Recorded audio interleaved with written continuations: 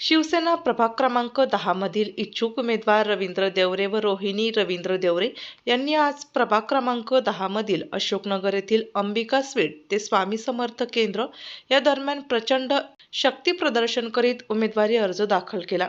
रवींद्र देवरे यांनी प्रभागातील नागरिकांपर्यंत शासनाच्या अनेक योजना राबवल्या आहेत। आरोग्य योजना, बांधकाम मजूर योजना, ज्येष्ठ नागरिकांसाठी योजना, लाडकी बहीण योजना या योजना नागरिकांसाठी पोहोचवल्या आहेत। रवींद्र देवरे व रोहिणी रवींद्र देवरे हे सर्वसामान्य कार्यकर्ते म्हणून प्रभागात सुपरिचित आहेत। एकनाथ शिंदे साहेबांचा, एकनाथ शिंदे साहेबांचा, छत्रपती शिवाजी महाराज की जय, जय भवानी, जय शिवाजी। आज आपण या मंगळ प्रसंगी सगळ्यांच्या सहवासाने लाडक्या बहिणी असतील, लाडके भाऊ असतील, ज्येष्ठ नागरिक असतील, ज्येष्ठ महिला असतील, माझे नगरातील भाऊ आणि भगिनी असतील, यांच्या माध्यमातून आज आम्ही प्रचाराला शुभारंभ केलेला आहे। अंबिका सीट पासून आम्ही प्रचाराला शुभारंभ केलेला आहे आणि आज तुम्ही बघत असाल की आज प्रचंड प्रमाणाने माता भगिनी, ज्येष्ठ नागरिक असतील, बंधू असतील, ते आमच्या पाठीशी आहेत। ज्येष्ठ नगरसेविका इंदुबाई नागरे, नगरसेविका पल्लवीताई पाटील आणि आमच्या प्रभागातील जे कार्यकर्ते आहे शिवसेनेचे, ते खंबीरपणे आमच्या पाठीशी उभे आहेत आणि आज आम्ही प्रचाराचा किंवा रॅलीचा शुभारंभ केलेला आहे। महाराष्ट्र आपल्या वार्ड क्रमांक 10 मधून आमचे चिरंजीव रवी आणि आमच्या सुनबाई रोहिणीताई यांनी खूप वर्षभर खूप झळ घेतलेली आहे, कार्य खूप चांगलं करत गेलेले आहेत। आम्ही बघतोय, मी वार्ड क्रमांक 11 मध्ये माझं मत नाही तरी पण मी सुद्धा यांच्याकरता मी माझी रात्रंदिवस तळमळ असते की हा माणूस कोणत्याही परिस्थितीमध्ये निवडून आणायचाच आपल्याला, असं आपण सर्वांनी पण करा। आणि सर्व बंधू आणि भगिनींना एकच विनंती माझी, मी दक्षिणमुखी इच्छापूर्ती साईनाथ मंदिराच्या समोर बोलतोय, साईबाबांचा आशीर्वाद त्यांच्या पाठीशी आहे आणि रवी आणि रोहिणीताई हे आमच्या मुलाप्रमाणे आहे, समोरच राहतात आमच्या।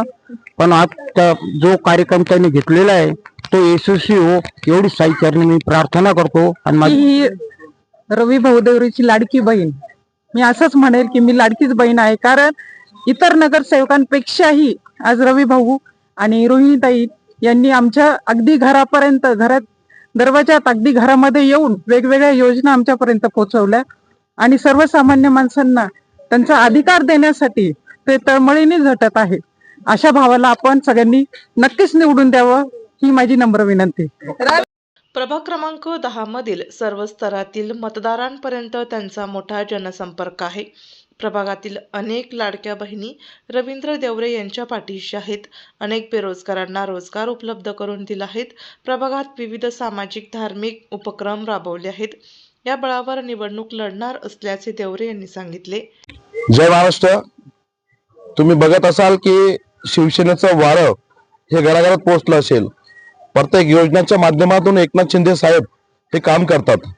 ज्येष्ठ नागरिक असतील, युवक असतील, लाडक्या बहिणी असतील, लाडके भाऊ असतील आणि जे नुकतेच जन्माला आले असतील अशा मुलांसाठी सुद्धा त्यांनी अनेक योजना आणल्यात।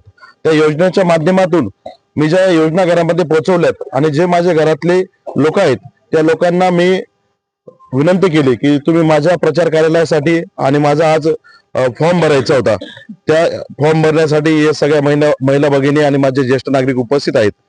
आज साईबाबा मंदिराच्या समोर मी साईंच्या साक्षीने सांगतो की मी या प्रभागासाठी तळागाळातील योजना आणि काही विकास कामं असतील ते विकास कामं मी प्रत्येकाच्या घरापर्यंत पोहोचवण्याचं काम करेल। या ठिकाणी कोणत्याही व्यक्तीला पैसे देऊन बोलवलं गेलं नाही। हे जे हक्काचे लोक आहेत ते हक्काचे लोक या ठिकाणी उपस्थित झालेत आणि या लोकांचा आशीर्वाद माझ्या पाठीशी नेहमीच असतो। मला जर बोलायचे राहिले असते तर मी माझ्या कंपनीचे कामगार बोलवले असते, बाहेरचे लोक बोलवले असते, परंतु प्रभागातील नागरिक माझ्या पाठीशी आहेत, त्यांचा आशीर्वाद माझ्या पाठीशी आहे। कुठलाही पक्ष न बघता एक मुलासाठी ज्येष्ठ नागरिक आलेत, एक भावासाठी बहिणी आल्यात, एक बंधूसाठी मित्र आलेत, असे सर्व माझ्या घरातील सगळे व्यक्ती या ठिकाणी उपस्थित झालेत। मला आशीर्वाद देण्यासाठी या लोकांचा नेहमीच सहभागी असतो. तुम्ही कुठलाही कार्यक्रम बघितला तर माझ्या कार्यक्रमाला ज्येष्ठ नागरिक तसेच महिला भगिनी जास्त उपस्थित असतात. माझ्या बहिणी असतील, माझ्या आई असतील, माझ्या मावशी असतील आणि माझे ज्येष्ठ नागरिक असतील, यांचा नेहमीच माझ्या पाठीशी आशीर्वाद असतो आणि इथून पुढे सुद्धा असणार आहे. ताईंनी मला अनेक वेळा विनंती केली, माझ्या व्हॉट्सअपला मेसेज आले की दादा आम्हाला प्रचाराला बोलवत जा, परंतु मला योग्य वाटत नाही. ज्या ठिकाणी मला तुमची गरज लागणार आहे त्या ठिकाणी मी तुम्हाला नक्कीच बोलवणार. या ठिकाणी तळागाळातून ज्या काही योजना असतील किंवा विकास कामं असतील, मी शिंदे साहेबांच्या माध्यमातून आणि येणाऱ्या निवडणुकीतून जर मला विजय नाही मिळाला तरी सुद्धा मी या ज्या योजना आहेत या योजना लोकांपर्यंत पोहोचवण्याचं काम करेल. जय महाराष्ट्र.